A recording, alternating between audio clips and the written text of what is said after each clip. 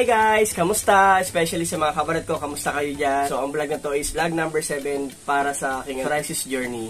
And so, itong video na to, para to sa mga kabarat ko. Meron ako i-share ulit na product na binili ko.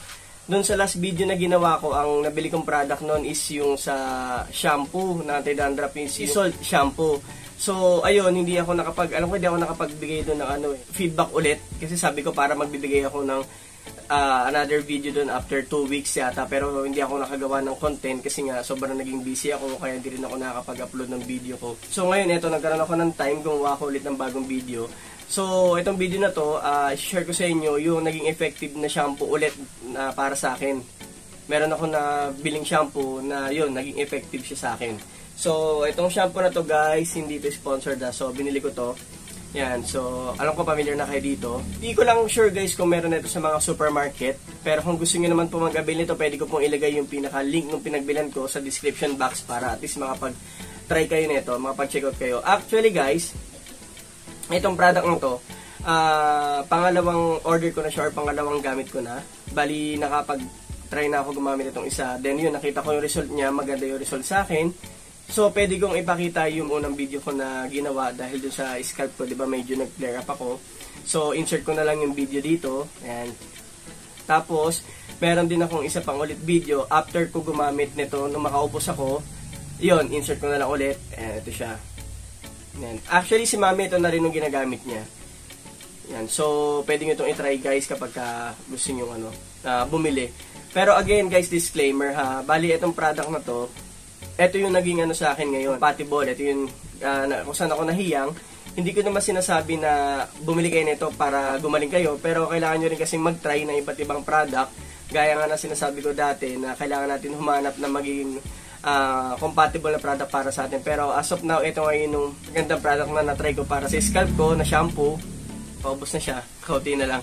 Bibili na ulit kami ni Mami. So, dalawa na kami ngayon gumagamit ng ganito. And then, meron nga pala akong guys, papakita sa inyo. Meron kasi akong picture dito sa may side ng katawan ko.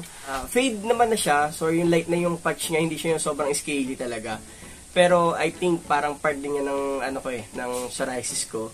So, meron akong product na ginamit dyan para mawala. Alam nyo rin to. Ito siya, si Bioderm. Ayan. Si Bioderm ointment. Basta yun, nawala siya. So, meron akong isa pang picture and insert ko siya yung before and after. Ayan na siya, yung bago. So, amazing tong product na to guys, si Bioderm. Pwede nyo siyang itry. Pero, siguro itry nyo muna sa ibang part na, yung mga maliliit na, huwag nyo muna kagad itry sa malaking part ng katawan nyo para at least makita nyo yung result kung magiging effective ba siya sa inyo. Pero kasi, para sa akin, ito yung nakatulong. So, ayan. Lagi ako may stocks ng Bioderm. And, I think wala tong steroid. Ano lang siya, sulfur and salicylic acid meron siya. Pero yung steroid wala siya. So, okay sa akin to. Tsaka malamig kasi to. Pero I think naman, alam niyo naman to yung Bioderm. Familiar naman kayo dito. So, ayun. And then, meron pa pala ako i-share sa inyo guys na isa pang product na binili ko. Sabon naman siya. Ito naman is yung tar soap. Ayan, tar soap siya guys. So, itong tar soap na to, kaya ako nag-avail nito kasi this past few months, medyo nag-flare up ako. Ayan, pasensya na kayo, mababo ko. Ayan, kung mapansin nyo, dito sa forehead ko, nagkakaroon ako ulit ng mga patch. Pero, yung sa scalp ko, okay na yan guys. Clear na talaga siya. So, ito na lang yung naiiwan sa my forehead. I think ito yung pinakamatagal na talaga mahirap magamot. So, ayan, bumili ako nitong tar soap. Itatry ko siya. Ngayon, ito, magbibigay ako ulit ng another video dito kung ano yung magiging result nito dito sa aking forehead na ito lang ginagamit ko. Kapag maggagamit kayo nito guys, yung mga ganito sabon, yung mga tar soap, meron kasi iba't iba yung tar soap, sa soap, kasi yung dating gamit ko sa soap, yung reseta sa akin nung derma ko, sa soap yung gamit ko. Ang gagawin nyo lang guys, ay huwag nyo ikukuskus yung pinakasabon sa mukha or sa katawan. Ang lagi nyo nang kukunin is yung pinakabula nya. And then, pag sa face naman, ganun din, lalagay nyo yung bula sa face nyo, tapos babad nyo lang siya ng mga 3 minutes or 3 to 5 minutes. Pero para sa akin, siguro mga 2 to 3 minutes lang kasi pag mga ganitong soap kasi guys, medyo matapang to. So, baka ma-irritate lalo yung yung pinaka psoriasis nyo or yung patch nyo. Pero yun, pwede nyo rin pong itry to. Bali yung pinaka-link na pinagbilhan ko nito, ilalagay ko rin po sa may pinaka-box para ma-check out nyo rin po. Ayan. So, ang price pala nito guys is 165. Doon kasi sa ano ko, sa derma ko, nag-asa ko sa kanya kung magkano yung tar soap. Ang presyo niya is 180. So, ang layo kasi from Pasig, tapos dito ako nauwi sa Cavite. So, nag-try ako mag-check sa Shopee, and then nakita ko to, yun, nilalagay ko yung link, ibigay ko sa inyo. Tapos, mga product guys, yun nga, kailangan maghanap talaga tayo na na compatible kung saan tayo may hiyang Kaya, wag tayong mawala ng pag-asa, wag tayong may stress, hanap-hanap lang. So, ayun. Siguro sa next video na magagawa ko, magpapagupit ako kasi haba ng buhok ko. Si Mami na magagalit, ang haba ng buhok ko. Pagkakamalan na akong tomboy. So, ayun. Kailangan ko na magpagupit. Then, dito guys, kung mapansin nyo, kapag tas kumaligo, medyo makinis siya, diba? Mamaya lalagyan ko na petroleum jelly. Yan. Petroleum jelly yung kinakabit ko dyan. Or yung nilalagay ko, kinakabit tuloy. Ayan. Yun, shinare ko lang. Ngayon lang ulit ako nakagawa ng video. Kasi minsan wala akong makontent. Oo, yun. Yung mga kinakain. Yan. Siguro mag-isip ulit ako ng mga content para sa mga kabalat natin. Yan. Kasi may mga guys, may mga nagtatanong sa akin. Kasi meron ako, diba, yung video ko na ginawa kailan ba yun, Mami? Kailan ba yung first video? Kasi meron ako, guys, first video na ginawa namin ni Mami. Yun yung yung unang-unang video ko na may psoriasis journey. And so, kung gusto nyo makita yung mga video ko, gagawin ko, ilalagay ko sa box yung pinaka-link ng mga video ko. Actually, yung sa psoriasis journey ko naman, guys, pang-pito pa lang to, itong video na to na ginagawa ko. Ayun. Tsaka maraming guys, maraming nanonood, may mga nag-PM sa akin minsan, maraming salamat sa inyo. Tapos may mga nagtatanong, may mga nagko-comment din dun sa video ko. Yun, nagre-reply naman ako. Then, kung sino man yung makakanood nito guys, pwede nyo akong i-PM sa Messenger para kung sakali, pwede ko kayong i-add sa GC namin ng mga iba't ibang group ng mga kabalat. Ayan, para at least may makausap po kayo. Then, pwede kayo manghingi ng mga suggestion. Ayan. Guys, babalik tayo dito. Kung alam ko meron naman ito sa mga sa mga derma clinic, kaso hindi ko lang alam kung magkano sa kanila. Kasi ako wala akong alam dito sa may lugar namin kung saan meron. Kaya nag-check ako sa may Shopee. Actually, may mahal, Mami, no? May mahal guys, may nakita ko yung 300 pero ibang brand na siya. Pero tar soap siya, yung kulay black. Ito kasi guys, pakita ko pala yung laman. Ayan, yung color.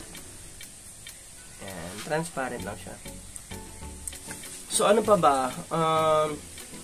Balik ko lang to sa last video ko, yung unboxing ng ng sea salt shampoo ko. Maliit lang yon. Then, nagamit ko siya. Hindi ako naging hiyang doon, guys. Nung una, medyo okay, mga ilang days. Tapos, medyo nung tumagal-tagal na, Mami, parang hindi, no? Kasi parang nag-dry yung scalp ko doon. Pero ito talaga, itong Head and Shoulder na to. Actually guys, 3 product nila. Merong conditioner, tsaka meron pa yung spray. Kasi ito yung shampoo. Pero yun nga, pangalawang bottle na namin to ni Mami. Order ulit kami. Yan. Ganda yan guys. So ang gagawin nyo lang doon guys, wag siguro isang pump lang sa tabo or isang gamit nyo. Tapos kanaw nyo lang po yung shampoo. Kasi ako dati ginagawa ko talaga. Dati tawag doon yung concentrated ginagawa ko. Pag gano'n kasi mabilis maubos at saka masyado matapang. Kaya sabi ni Mami, ikano ko daw sa sa tabo, yun. Ganun na ginagawa ko, kaya tipid siya. Tapos, syempre hindi siya totally concentrated. Kaya yun. Sobrang ganda ng result sa akin, guys. Kaya bili na kayo nito. Kaya tingnan nyo, naging Justin Bieber. Kaya naging Justin Bieber ako. Oh, wow.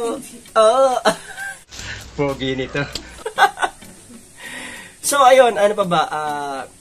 Nakakamiss din magawa ng content, no? Talaga may mga nanonood talaga kapag ganito yung mga content natin. Ayan. Kaya kayo, yung mga ibang kabarat ko dyan, pwede rin kayo gumawa ng video about sa journey nyo, journey natin sa sakit natin. At least para yung ibang tao maging aware. Lalo na kasi yung mga walang sakit na katulad natin, hindi sila aware. Yung mga walang knowledge. Oo, yun. Nakakahawa. Ayun, isa pa yun guys. Yung ibang tao kasi, di ba, yung mga walang knowledge dun sa sakit natin, akala nila nakakahawa pag nakakita sila ng tao na yun, may sakit na psoriasis. Yung mga patch sa kamay. Ayan. Pero hindi naman siya nakakahawa, di ba nga? Psoriasis is not contagious. Tapos, ano pa ba? Ipapakilala ko na pala kay sa baby namin. Miley, come here. Come here. Papakalala ko kayo dito sa aming bebe.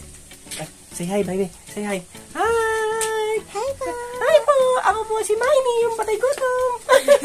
Isa po ako sa gamot. Yan, isa po yan sa gamot ko. Stress reliever po yan. Basta wag lang kayong ma-stress. Laban lang kayo. Hanap kayo na pagkakalibangan nyo. Yan lang yun. Tapos iwas sa mga bawal na kinakain. Ako, hindi ko naman sinasabing talagang iwasan nyo kasi mahirap talaga eh. Pero moderate lang guys, moderate lang. Huwag mapaparami. Oo, huwag mapaparami ka. Oo, kasi last time, kumain kami ni Mami na ulam natin noon, yung talong. Eh, alam naman natin si talong, isa yun sa mga sa mga bawal. Part ng family ng night, nightshade. Nightshade vegetables yun. So, makikita nyo rin guys, pwede nyo i-search po. Yun, kumain ako noon, maya-maya lang, parang di siya lumulubog, nai-stuck siya dito sa lalamunan ko. Ganun siya guys, pagka nakakain ako ng bawal, nai-stuck siya dito. Oo, yun, ubo na ubo. Tapos, buti na lang meron akong cetirizine noong time na yun. Yun. Kasi siya eh, naiiwan dito Mami, parang siya. Is, diba kumain kami ni Mami ng talong, tapos inatake ako ng allergy ko na parang hindi ako makahinga. Tapos may mga patch ako naglabasan ng mga patches ko. Tapos yun nga, dahil nga matigas nga yung ulo ko. Nag-inom kami ng bayo ko, yung kuya ni Mami. Pero lang naman guys, moderate lang naman kasi inom ko. Kasi alcohol talaga and smoke yan, pinaka mga number 1 na nakakapagpa-trigger sa atin. Pero ako hindi naman kasi ako nag-smoke. Tapos yung alcohol ko, moderate lang talaga. As in, lang yun. Parang twice lang yun. Tapos yun, kaya nagkaroon ng patch ko ulit dito, umatake siya dahil nga gawa nga nag-iinom ako. Tapos kumain kami diba ng talong, tapos yung kami nagmacaroni, syempre may yun, kamatis. May tomato yun, isa pa yun, bawal din yun. Tapos, mga nakaraan, french fries. Yan, french fries guys, bawal. Kung gusto nyo mag-french fries, siguro na lang kayo, sweet potato, pwede siya, pamalit. Yun nga gusto ko Mami, gagawa ko noon one time. Yun. Tapos pag may mga naisip ako ng mga guys, na mga food, i-share ko sa inyo. And then pag may mga bago akong product na na-discover, ayan, sinishare ko naman po. Pwede nga rin pong i-try. Pero again, sinasabi ko po, hindi po tayo pare-parehas ng skin type. Minsan yung product hindi gagana, minsan gagana. Yun. Kasi kailangan talaga natin maghanap ng magiging compatible sa atin or magiging hiyang tayo doon sa product. Ayun na guys, napakita ko na sa inyo yung gamit ko, yung shampoo, tapos yung ointment, and tapos yung soap. Yan, yung soap na yan guys, gagawa ko ng video yan kung ano yung magiging sa atin, result after ko siya magamit. Siguro yan, after 2 weeks na naman. Ito na naman ako, after 2 weeks na naman, tapos hindi na naman matutuloy. Nadinig ko na yata yan. Hindi, gagawa ko talaga siya. Tapos siguro ba akong papagupit na ako para makita niyo yung magiging result talaga. Maraming salamat doon sa mga nanonood. And then, sa mga hindi pa nakasubscribe pala, huwag nyo kalimutan mag-subscribe sa channel namin ni Mami, yung Rival channel po. Yan, malaking tulong din po yan. Tapos, pakishare nyo na rin po para at least mapanood po ng mga kabalat natin dyan. Or kahit hindi natin mga kabalat, at least yung mga ibang tao maging aware sa sakit natin. Hanggang ganito na lang po. Maraming salamat po ulit. Namiss ko kayo. Bye-bye.